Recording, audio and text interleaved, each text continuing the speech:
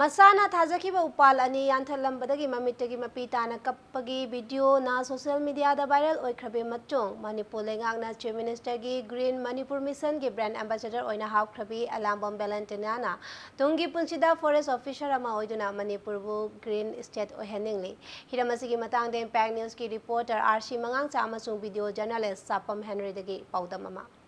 Elangbam Girl-Valentina Hariba Mahiro Nupi Masa Amana Mahakna Tazakiba Upami and Yantat Kibaga Mari Lena Yamna Tamo Shona Kap Kibagi video ama social media the viral or the Kraba Matung Mahakna Upal Singbu Nungshijaba Adu with the Bukta Sakang Bigo in a Manipur Lengana Mahapu brand ambassador in a Longto Pikre Hariba Adugi Matang the Mahana brand ambassador or the Asiga Mari Lena Miami Mimanga Pogdum Karatamjari.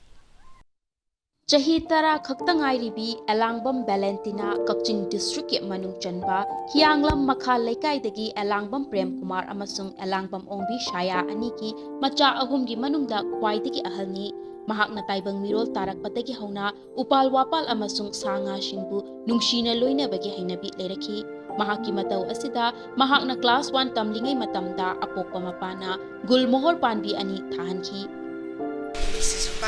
forest tagi porakone aduga mana tore ni kubasida moigi basoksna tawbiraga ma thazakibane Haiba gulmohor panbi ani aduni laikai lamtu sengbada yanthat pirambadagi mahakna thamoi shokna kaptuna social media da viral oikiba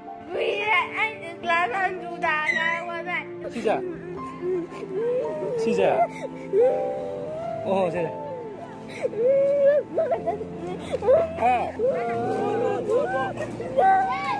Lambi shembe je lange sigi lambi da si shembe ni ko aina wasi class 1 kari ngai thagi bani ising junung ti khojingi jai ma bu makhong jun ji khojingi sembi masigi aina kapki aina Manipur gi brand ambassador oina khalak pasida pupu and birenda ju thank you yamna hai Viral oikiba video adugi matangda Girl-Valentina na Impact News da phongdorakpada numit adu mahak mahausagum school sakhi mahak na school chalamdaida apokpi mamada upal ani adu yandanaba ngakpi shenbiramu haina haijaramki adubu laikai miyamgi oiba thabak oibana apokpi mamana upal ani adu ngak senba ngamkide mahak na school halakpada upal ani adu yanthatuna taramba ubadagi mahak na mamitagi mapitana kapkibani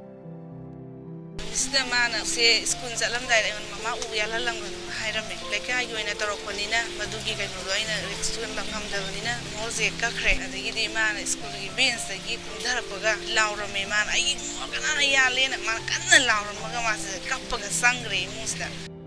Girl-Valentina na thamoi shokna kappa ubada mahaki makhura mana themjinki mahaki matau aduda makhura na upal ama yalabadi upal kaya thagani haina hangpada upal kun thagani haina khumki asigumba angang asina upal wapal bu nungshiba ubada makhura na miyamda khanganingpadagi social media gi sharuk oiriba Facebook ta thagatkibani adubu Girl-Valentina na Chief Minister gi Green Manipur Mission gi brand ambassador oiraknaba khanduna Facebook ta thagatkibana natte haina makhura na phongdoraki video se viral orakane na video se en albert tong busnate mana thamoi chungna kapiba ani ma puning ni yamna nuksina ma pi oro tangi kapada mana yamna nuksiba wahai amatang yauge mana hai u ama ya ki bize u ama ji muhuta u kun thagani haiba siji gi magi thimnida ani mana hai wahai du da aina ngasai gi video se chemjaraga aina thaga segibni Amaromda Manipur Laingak na mahakpo Chief Minister gi Green Manipur Mission gi brand ambassador oina khankiba asima mahangna upal wapal singbu nungsijaba amadi yokhatningbagi wakalon adubu singthabagi ni mahaki matau asida lamdam asigi tongan balup kaya na leptana mahaki mayumda amasung mahakna tamliba school da laktuna u makhal kaya thaminabagi thaba chathari Kangla da koi tree plantation ma organize tawge na plan tawri adugi damakta koina Girl-Valentina bu invite tawba lakchabani loinina pikliba angang asina mahaki tungi punsita su forest officer ama oiduna lamdam asigi koksilaklaba umang wamang sing nongmadi isang sanghangani haina ningjari Jing maru kok tu da lai ba jing gai ji ju u tha jang ge na khale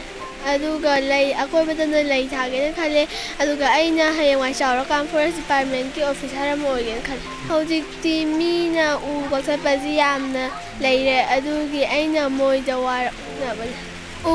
je tha han ge aduga moi ne yan sa ki ba u du gi ma hu ta u ma yan ba gi u kun tha ga da ba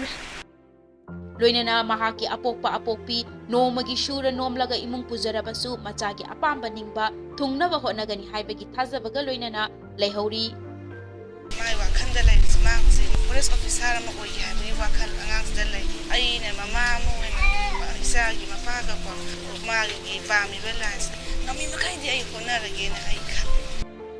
umang wamang kokthokpana global warming ke akiba mayok nagani khangna taibang mioi bana ngasi fawba leptana upal wapal sing manghan leptri masigi chaitheng oina lamdam asidasu aying asagi khal kaitharakpa amati nongju nungsha matam chadabana lau singu ki thabak singdasu chawna awaba mayok naba hawraklaba tanja asida Valentina ki thamoida upal wapal singbu nungsijaba amati yokhatningbagi wakhalol leiriba asumna miyamdasu umang wamang yokhatningbagi wakhalol leiraklabadi nongmadi lamdam asi asangba lamdam ama oiroidabagi maram leite उ अमा जालगदी उ कुन थाबियो हाइबा मागी यामना फजबा वाफम मदु फै पेनुस्ता फोंदोरनि असुगुमना पिगलिबा अंगांग सिना मणिपुरदा लाइरिबा उमंग वामंग सिंग असि नोंमो नोंमै कोक्सललिबा असिना मरम ओइरगा लौ सिहुदा अमसु अयिंग सागी खल्ला काइथरगलिबा असि खरदो सुंग मतेंग ओइनबा महाकुमना उपाल वापा नुसिबगी वखलोल असि पोलगदी थेंगरिबा खुदोंग चादबा सिंग असि नोंगदि सोइना कोक्लगा अदुमलबा असंगबा मणिपुर मा हाइबदु सोइना ओइरकनी हाइबसिनी कैमरामैन सापम हैनरी गलोना ऑक्जम जरिबा आरसी मंगांचा यांगलम बखालिकाय